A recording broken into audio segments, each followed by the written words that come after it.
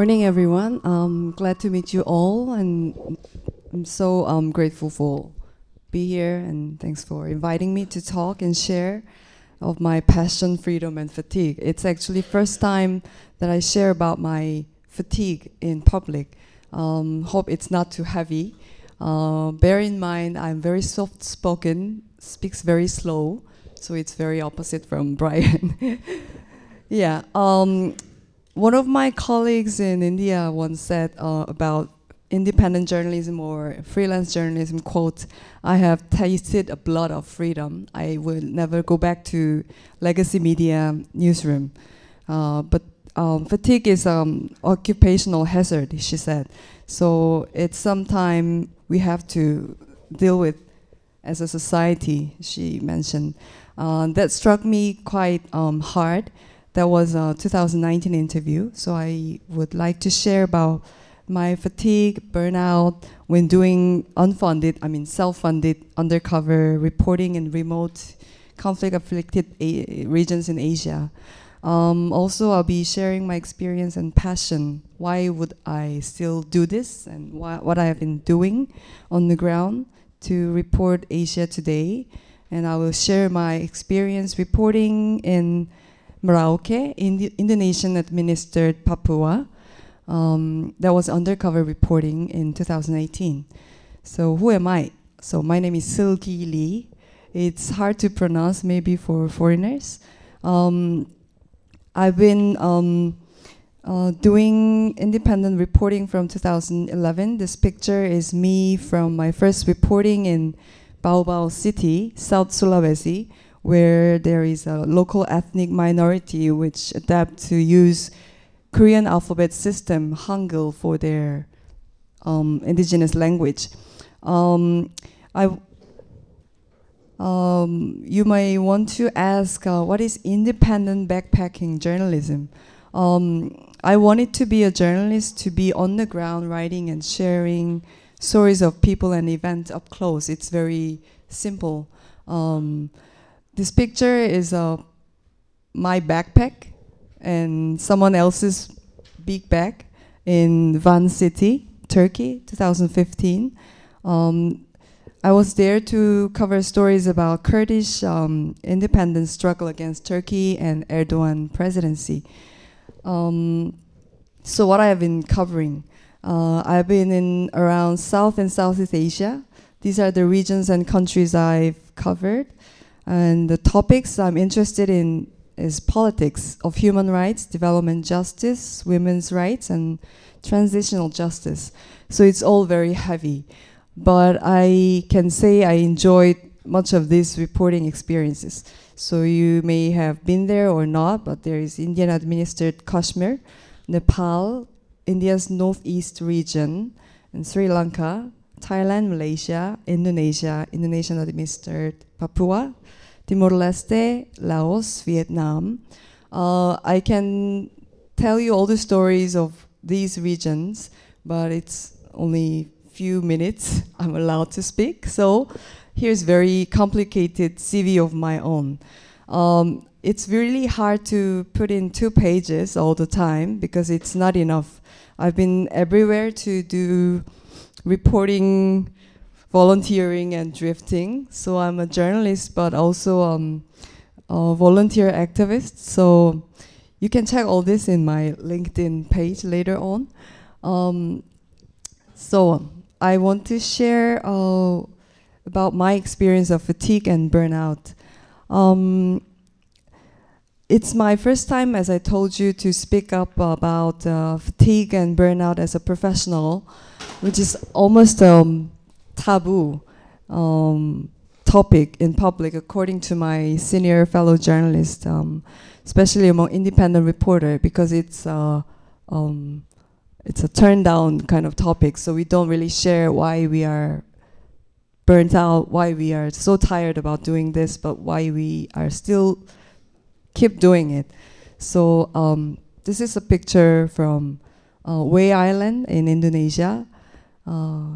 There's a lot of tides coming in, but we still jump into it all the time. So I want to share that feeling with you.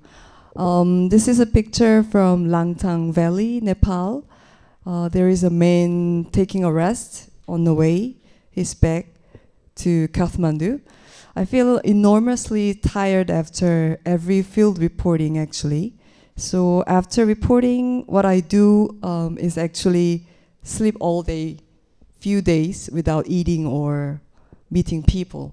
And I thought it's okay. So then I can go back to field reporting after full rests and keeping my savings. But eventually I got into burnout.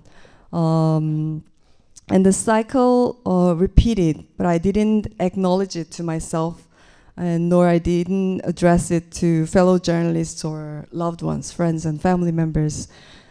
So I was kind of trapped in that cycle of taking a long break, go back to field reporting. But why do I do this? Why does independent backpacking journalism matter?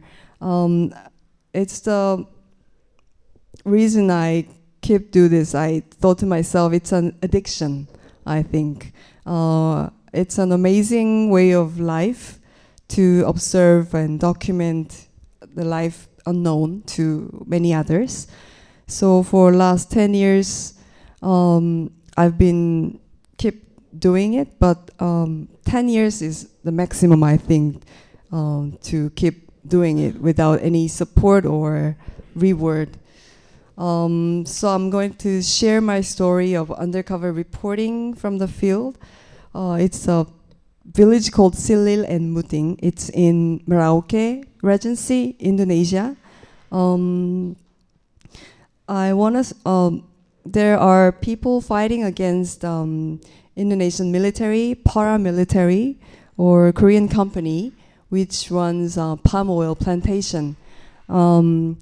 And these companies have cleared rainforest, massive scale, but they put this as an afforestation. It's a very weird word, but they actually, two companies, Korean-owned two companies, cleared 49,000 hectares of rainforest in Papua to build an oil palm plantation, and it's still going on.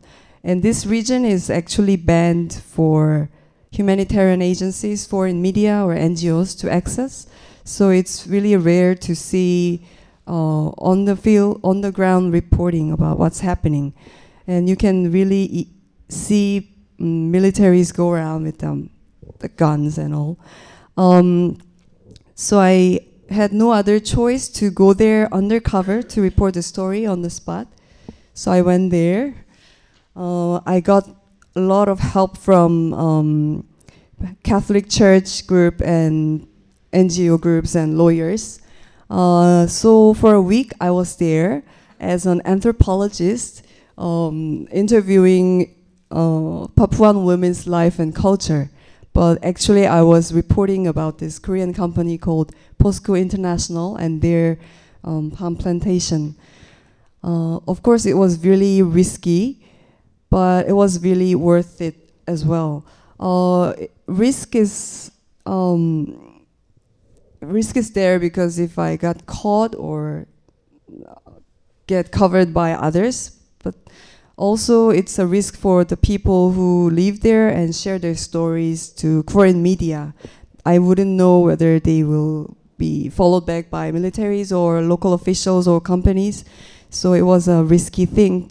But I think it's important to document and witness of bribery, which was happening there, and machine guns shooting against civilians, and land grabbing.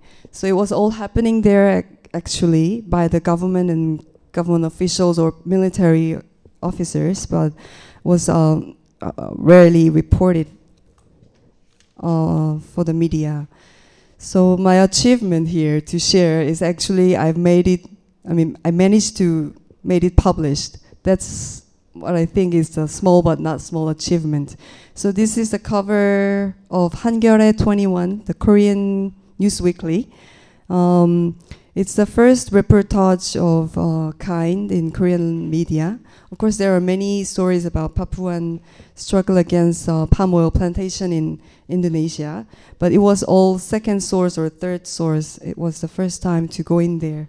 The title here is in Korean, but it's translated into palm oil plantation on the seized land of Papuan indigenous community. It was a 4-page article. Also, I reported it for the Dialogue Earth. Back then it was called China Dialogue, but I think they changed their name. So the first sentence of this story is like this. In 2019, South Korea imported 745,000 metric tons of palm oil, up from 194,000 metric tons in 2005.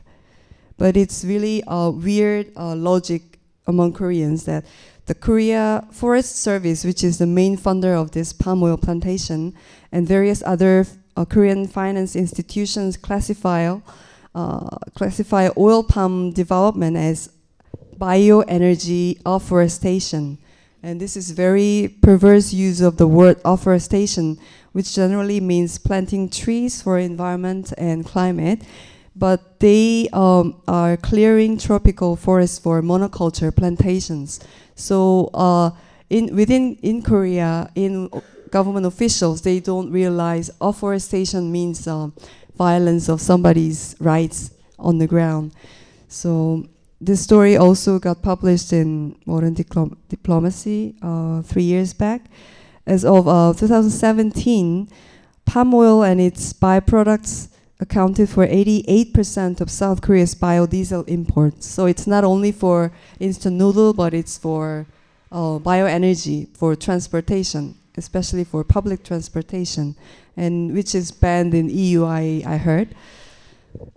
And I think it's a bit of a jump, but there is this sharing of thoughts among independent journalists that news industry and journalism today actually fail to address and protect people's rights, ecology, climate, and democracy. So more and more independent journalism became important, I think. So now I'm in the phase of preparing to launch my own independent media. I prefer it to be a non-profit, non-partisan, independent media startup covering Southeast Asia and South Asia, which is my specialty. I mean, my professional experience has been focusing on human rights, development justice, and national defense. And I would hope this would serve people's decision making in Asia, and which will be available in Korean and English. I am under incubating program in Korea Center for Investigative Journalism, or known as News Tapa. So I'm a fellow for a year, and maybe next year, sometime November, I will be able to launch a media covering these issues constantly. So that's it. Thank you for listening.